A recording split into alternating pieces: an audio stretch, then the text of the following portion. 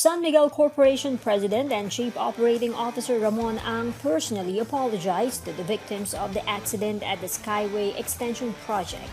The accident in Muntinlupa left 1 dead and 4 people injured.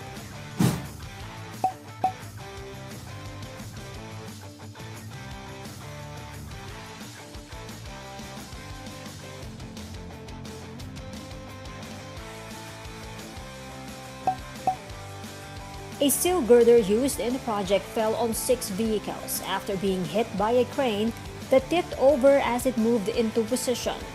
Ang said that while EEI Corporation was the project's contractor, SMC has a responsibility to the victims as the Skyway extension's proponent.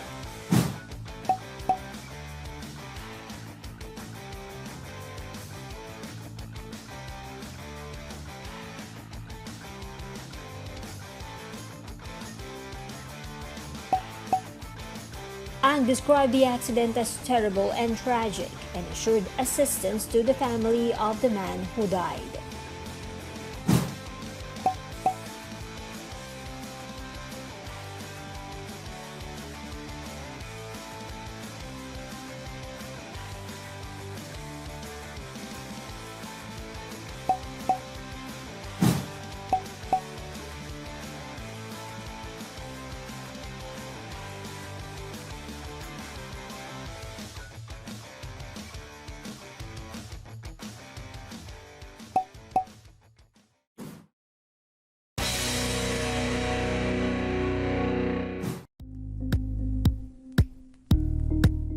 Thank you for watching Politiko TV. Please like and subscribe to our channel for more videos.